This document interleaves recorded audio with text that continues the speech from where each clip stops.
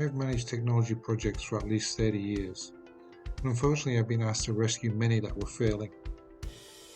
I could tell if a project was in trouble by looking for red flags, which always revealed more than any project documentation. So after 30 years, here are my 25 project red flags that you may look for in your project. Here we go with the top 25 flags that projects show if they're going to fail. Number 25, sloppy steering. Disappointingly, some steering committees are just an update session or a chance to berate the team. Number 24, deploying the reserves. Staffing by availability will not bring optimum results. Simply put, the best people bring the best results. Number 23, playing not to lose. The go live and the budget are not the focus of the project. Better to be a month late and deploy a system that users feel good about than be on time and lose the support of the business. Number 22, cash strapped. Always have an available budget that is higher than the project budget. Number 21, dodging difficult decisions. Problems with the decision-making process indicate that the project team and or the steering committee do not have the correct level of authority. We all know this. Number 20, death by meetings. Not every decision needs a meeting or a call. Not everybody needs to attend every meeting. Number 19, racing to a false start. Starting too quickly will almost always lead to mistakes and false starts, even though everybody wants to get it off the ground.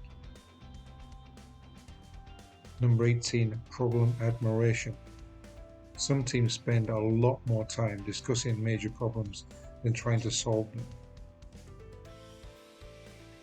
Number 17, politics over the project. It may be the case that the corporate strategy needs to override the views of a specific business area, and this needs to be managed at the executive level.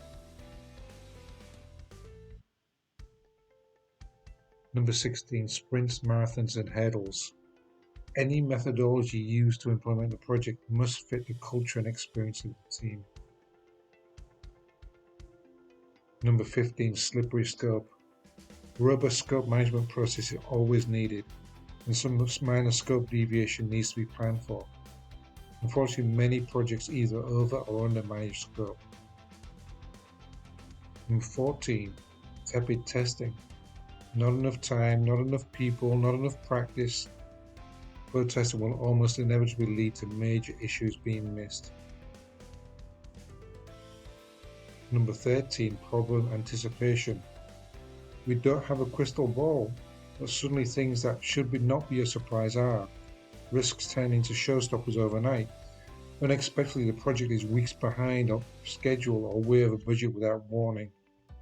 Project managers need to look around corners. Abysmal Administration. Good projects have good administration, period. The current project plan, regular executive briefings, meeting notes, measured metrics, budget trackers, etc. Without those, a project just gets lost.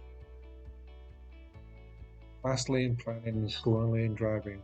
Many projects are best case scenarios and do not consider diversions, delays, and breakdowns. Can the project be done in 6 months? Yes, it probably can. Will it? Possibly not. You always have to plan for delays. Top 10 now. Number 10, the chaos of uncertainty.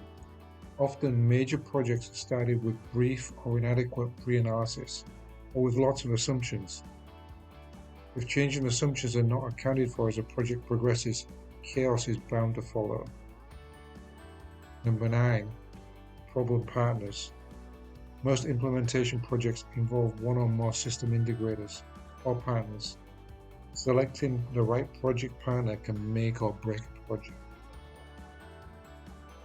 Number 8, we've all heard of this as well, the project black hole. This is where people can see everything going into the project, time, money, people, effort, but nothing coming out.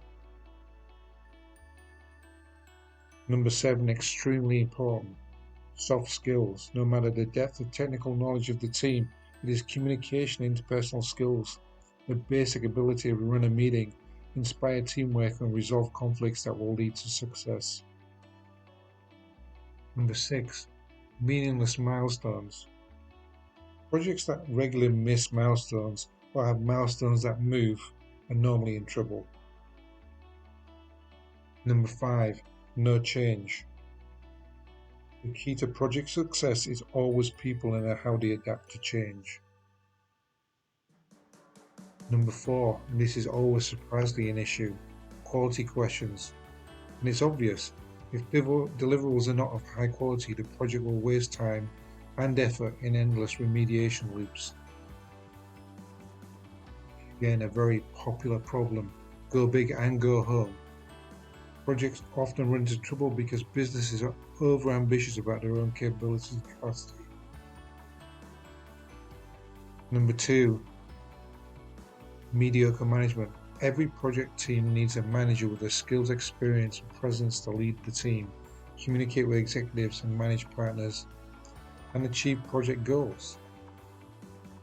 And finally, number 1, ridiculous RFPs, convoluted proposals, and complex SOWs.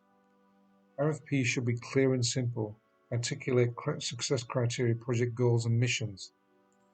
As a customer, remember that proposals are generally written to win the assignment, not to project the best solution. Statement of work are often highly complex, heavy on boilerplate, and open to misinterpretation. And frequently there is no apparent relationship between the RFP, the proposal, the statement of work, and the actual project. So perhaps it's a surprise that the contractual and commercial agreements are my number 1 avoidable reason for project issues. The fact is that these agreements are the foundation of the project, but more often than not they become embroiled in a purchase, sale and legal cycle of wordsmithing. The people on the ground who will actually be responsible for delivering the project, but from a customer and partner perspective, should be deeply involved in putting together the agreements. I hope you found these 25 red flags useful. Most of my other videos are about history and genealogy, so this is just reflecting on my past history as a project manager and executive. Hope you enjoyed it. Please like the project if you have.